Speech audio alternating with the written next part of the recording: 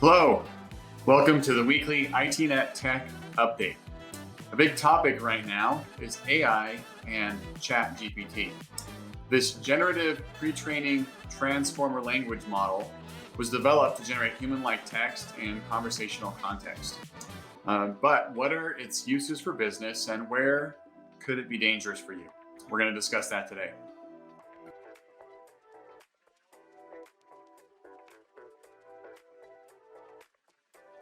Hello, I'm Michael Kinnett, CEO and founder of Eternal Networks. And every Friday at 1 p.m. Pacific time on our Facebook, YouTube, Twitter, and my personal LinkedIn pages, I go live to discuss the latest tech and cyberspace news that might affect you and your business.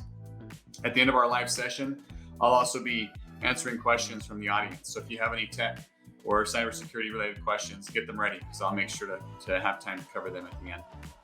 But first off, the news. Most weeks I just cover one topic, but this week I'm actually going to cover two. So this was first noticed in December of 2022 on the dark web, but it's a new ransomware. It's called Nevada ransomware. So I figured, hey, let's talk about that since here we are in the great state of Nevada. So like I said, this was first noticed in December of 2022. As I said, it's ransomware, right? So once it infects systems, it encrypts files, and this is how you can tell if you've been infected with Nevada ransomware. All of your files will have a .nevada extension at the end of it, and then each folder contains a note on the ransom. This new ransomware variant, it's a growing threat. It's closely being monitored in the security community, and one of the things that's interesting about it is most ransomware comes from certain parts of the world, right? China, Russia, a few other countries. This one is actually springing up in a variety of different countries that are kind of unique. It's a little bit different. And so the fact that it's kind of spreading as quickly as it is and is being utilized in so many different places and from different places, the security community is definitely keeping a close eye on this new threat. Next, as I said in the intro, we're going to be talking about AI, ChatGPT today. Well, in the news, Google has announced that they're challenging ChatGPT, which is financed and backed by Microsoft. Microsoft invested billions of dollars in the founder of ChatGPT, and is going to be integrating it. It's already integrating it with many of its tools, Bing Search, the Edge browser, Microsoft Teams. These were all announced recently. Well, Google has announced that they're going to be competing in this arena. No surprise there. So Google has a AI version that they're working with, and for the life of me, I just spaced the name of it. But they've been demoing it and doing some different things and announcing and how it's going to be conversational, just like ChatGPT, side by side with their current search engine. So you can search the web, but you can also get conversational type responses through their bot. Well, they did a demo this week. Guess what? It didn't go so well for Google. There was an error in its response that led to a 7.7% stock price drop of Google, which equates to over $100 billion in value, pretty much over 2 days. I mean, in the stock market, that's practically overnight. So, obviously, what that says is that investors are very concerned that Google is lagging behind Microsoft and ChatGPT in this area. It's definitely a hot topic.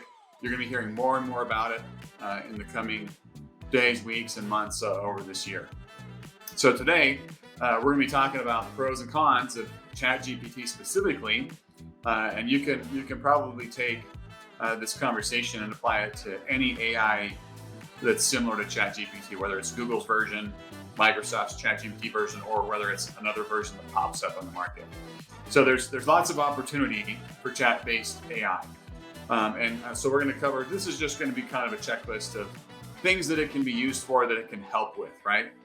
So it can help compile research very quickly and easily, right? Because the bot can read through all these files much faster than a human can. So they can go through, summarize stuff, compile the research together. It can draft marketing content. We've been playing around with ChatGPT a little bit, and while we're not actively using it in our marketing efforts, we've toyed around with it and played with, hey, write me a blog post for ransomware, and it spits out an actually decent looking blog post or email campaign stuff. So there's definitely some things to help. Now, I will say, if you're thinking of using this in your business for marketing content, I would not recommend just taking what it spits out and sending it out. Use it as a starting point, but clean it up, add your own, make your own voice be heard through that content. Brainstorming ideas. ChatGPT is really good at brainstorming ideas, right? You can give it some ideas and it'll give some different ones back. Writing computer code. Now, this is an interesting one. Writing computer code, because I mentioned this a few weeks ago. There are some criminals that don't know how to write code that are using ChatGPT to write malware that works. So, some things to keep an eye on there. But it also, I've read and heard of people using it to write plugins for their website that function and work. So there's definitely some benefits there. Automating parts of your sales process. Having the ChatGPT bot respond in a way that helps move things along in the sales process. Delivering aftercare services where customers buy products, right? Having that be part of your process when you don't have a human able to respond. It's really good at providing customized instructions, right? It can kind of compile what you have there and spit out some customized instructions for that content that you're looking for. And it will help.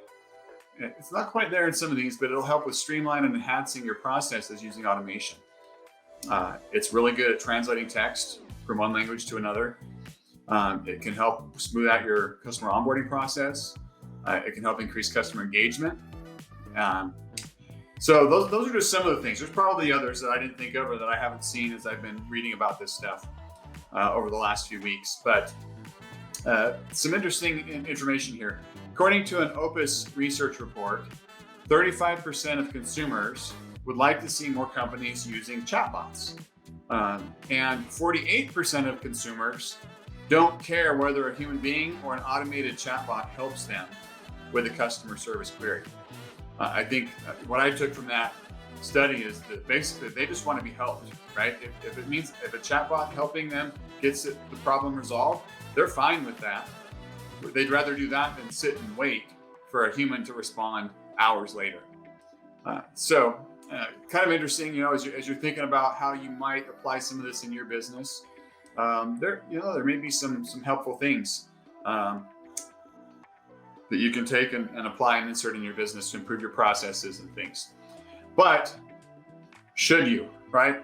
That's what we're going to talk about next, right? So we're going to talk about some of the potential dangers of using a chat AI in your business. Now, it's not perfect, right? It's fairly new. Here's something interesting, right? So I don't know, I'm just going to date myself. Let's just say over 20 years ago, I wrote a paper in one of my college courses on AI. 20 something years ago, right? So it was being talked about way back then. And I talked about, is AI ever going to really be, something that's going to be able to thrive and succeed and do things that people were hoping it could? And at the time, the answer was like, probably not, right? Well, guess what? It's come a long ways in that 20 plus years, but it's still not perfect, right? It's still not really, AI, artificial intelligence, is it? It has to be programmed, right? It has to be programmed in how to respond to things. And so as a result of that, it makes some assumptions in some of its conclusions, and it can potentially lead to incorrect information or biased content, right? You may be surprised to know this, hopefully not. Not everything on the internet is true. And so if the AI is going out and searching for content on the internet and it finds content that's not accurate, guess what? The results you're going to get are not accurate. And so there's some potential for inaccuracies in the content that it produces. Also, it's limited on its knowledge of events, especially like right now, ChatGPT has very limited knowledge after 2021. That's when the model was originally trained. And so 2021 previous, great, right? After 2021, 2022, it's not as good, right? Because it hasn't been trained. And which leads to another point. AI requires lots of training and fine tuning to reach its ideal performance levels, right? You can't just expect it to, out of the box, know everything and be able to respond to everything. It has to be trained. Like, hey, somebody asks for this, this is where you go to find the results. If they use these type of words, they're getting frustrated, right? And so all of those things need to be trained and programmed into the AI in order for it to know how to respond to those things. ChatGPT, no surprise here, it's software, can be vulnerable to cybersecurity attacks, right? So you got to be aware anything that you're using, right? Anything that you're tying in and integrating, you need to be aware that there's some cybersecurity risk there, right? If you've got it integrated in some of your systems and ChatGPT gets breached, are they going to be able to get into your systems through that as well? Something to consider. Also, cyber criminals, we're already seeing this. They're using ChatGPT to write phishing content, emails, malicious scripts, other stuff. And so they're going to continue using this AI to manipulate people and systems, right? They're going to try to get you to divulge personal information using the chatbot, especially, if you've got a cyber criminal over in Russia or the Eastern Bloc or something, and they don't speak English very well. Guess what? If they type to you in an email, you're going to be like, hey, this sounds funny, right? You've all seen that over the years. Well, guess what? If they type it in Russian and say, hey, chatbot, translate this for me, and it spits it out, it's going to sound a lot more like you and I talking than a Russian trying to translate on his own. So that's something that we've all got to be aware of and keep our eyes on. So related to that, the inventor of ChatGPT actually recently released a tool that will help to detect if the content was written by ChatGPT. I haven't played around with that part of it yet, but interesting, right? Will there be tools to detect this? There's been a lot of talk also of, this is not really business related, but are students using it to write papers and do their homework? There's the potential for that, and how are teachers going to be able to detect whether they're doing the work themselves or not? I actually saw one teacher posted that they've gone back to paper tests and paper, right, and actually having the students handwrite it out to prevent them from being able to use these AI-based chatbots. So kind of interesting. All right, this is probably a question that many, many people are wondering, right? Will AI-based chatbots replace jobs? Well, my personal opinion, not in the near future. There's an article on Forbes that talked about this, that kind of came to the same conclusion. ChatGPT is not really capable of doing many skills that people are great at. It's not good at critical thinking, creativity, strategic decision-making, any of those things. But it is good at summarizing information and presenting it in a format that's quicker and easier to do. So can it help in decision-making? Yes. Can it help you with your business? Yes. Will it replace people? Not in the near future, right? Down the road, yes. Is there potential for it replacing certain jobs through automation? Yeah, but it's been headed that way for years, whether it's AI or other software-based solutions and robotics and other stuff. Technology has always replaced jobs. It will always continue to replace jobs, but it usually will replace those jobs with other jobs, right? Other technical jobs and other things. So, we'll see where it comes. I don't think in the near future you're going to be, I got fired because ChatGPT took my job. I don't think it's going to happen in the near future. But eventually, some jobs will have a lot less to do because of the automations that come from it. We do have an upcoming webinar. Anytime you're going to use new technology like ChatGPT or implement new systems, or even just branch out to new markets or new things, those things can be risky in business. And if you don't plan for those risks, that can be a very big problem, right? Putting policies and procedures in place to measure and identify different types of risk can help businesses to mitigate the most harmful risks. And we're going to be discussing risk management on February 16th on our webinar. It's going to be 1 p.m. Pacific time. And we'll talk about how you can assess your business risks and manage those risks to make sure that, if problems come up, you're able to respond quickly and easily.